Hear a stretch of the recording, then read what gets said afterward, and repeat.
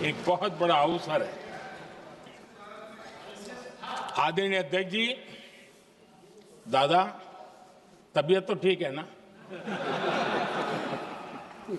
नहीं, कभी कभी इस उम्र में हो जाता है।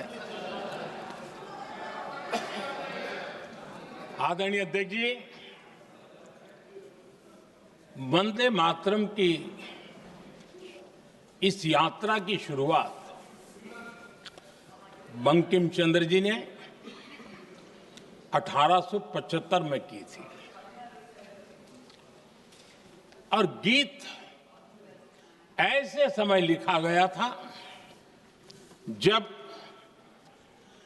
1857 के स्वातंत्र संग्राम के बाद अंग्रेज सल्तनत बौखलाई हुई थी, भारत पर भांति भांति के दबाव डाल रही थी, भांति भांति के जुल्म कर रही थी और भारत के लोगों को मजबूर किया जा रहा था अंग्रेजों के द्वारा। और उस समय उनका जो राष्ट्रीय गीत था, गॉड सेव द क्वीन, इसको भारत में घर घर पहुंचाने का एक षड्यंत्र चल रहा था। ऐसे समय बंकिम दा ने चुनौती दी और ईंट का जवाब पत्थर से दिया और उसमें से वंदे मातरम का जन्म हुआ।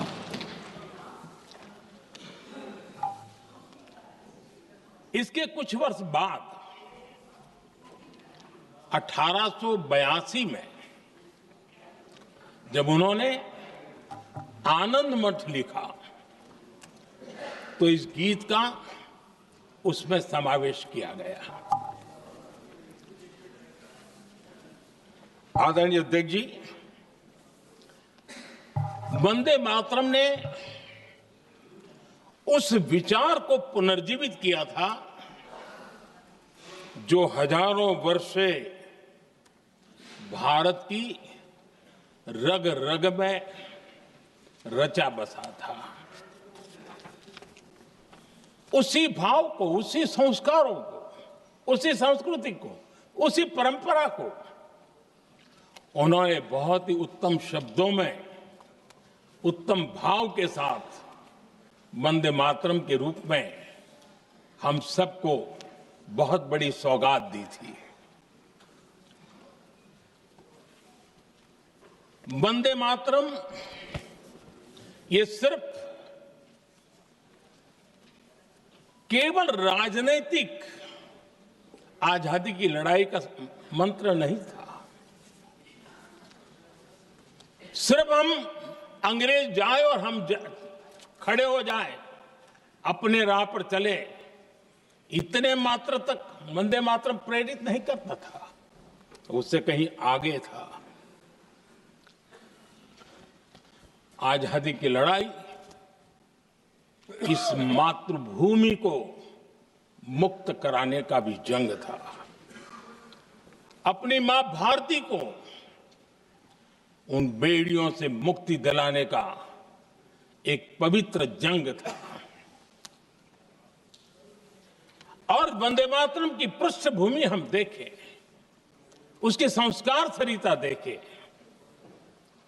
तो हमारे यहां वेद काल से एक बात बार बार हमारे सामने आई है। जब वंदे मातरम कहते हैं तो वही वेद काल की बात हमें याद आती है। वेद काल से कहा गया है, माता भूमि ही पुत्रो अहम पृथिव्याः, अर्थात ये भूमि मेरी माता है और मैं पृथ्वी का पुत्र हूं। आदरणीय अध्यक्ष जी, यही वो विचार है जिसको प्रभु श्री राम ने भी लंका के वैभव को छोड़ते हुए कहा था, जननी जन्मभूमिश्च स्वर्गादपि गरीयसी।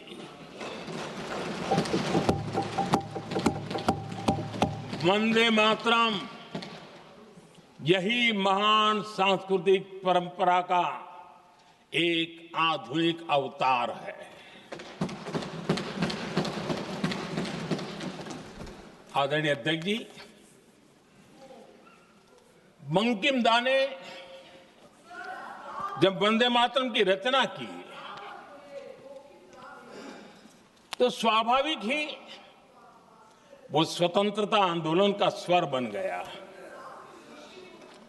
पूरब से पश्चिम, उत्तर से दक्षिण,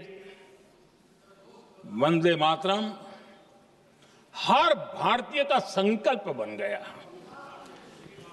इसलिए वंदे मातरम की स्तुति में लिखा गया था, मातृभूमि स्वतंत्रता की वेदिका पर मदोमय, मातृभूमि स्वतंत्रता की वेदिका पर मोदमय, स्वार्थ का बलिदान है यह शब्द है वंदे मातरम। है सजीवन मंत्र भी यह विश्व विजयी मंत्र भी, शक्ति का आह्वान है यह शब्द वंदे मातरम। उष्ण शोणित से लिखो, वक्षस्थली को चीरकर, वीर का अभिमान है यह शब्द वंदे मातरम। आदरणीय अध्यक्ष जी, कुछ दिन पूर्व जब वंदे मातरम 150 का आरंभ हो रहा था तो मैंने उस आयोजन में कहा था, वंदे मातरम हजारों वर्ष की सांस्कृतिक ऊर्जा भी थी, उसमें आजादी का जज्बा भी था और आजाद भारत का विजन भी था। अंग्रेजों के उस दौर में एक फैशन हो गई थी भारत को कमजोर, निकम्मा, आलसी, कर्महीन, इस प्रकार भारत को जितना नीचा दिखा सके ऐसी एक फैशन बन गई थी। और उसमें हमारे यहां भी जिन्होंने तैयार किए थे वो लोग भी वही भाषा बोलते थे। प्रेरणे अन्नुवंतದ್ದನ್ನ तब बंकिम दा ने उस हीन भावना को भी झकझोरने के लिए और सामर्थ्य का परिचय कराने के लिए वंदे मातरम के भारत के सामर्थ्यशाली स्वरूप को प्रकट करते हुए आपने लिखा था, तम ही दुर्गा दश प्रहरण धारिणी, कमला कमल दल विहारिणी, वाणी विद्या दायिनी, नमामि त्वाम नमामि कमलाम, अमलाम अतुलाम, सुजलाम सुफलाम, मातरम वंदे मातरम।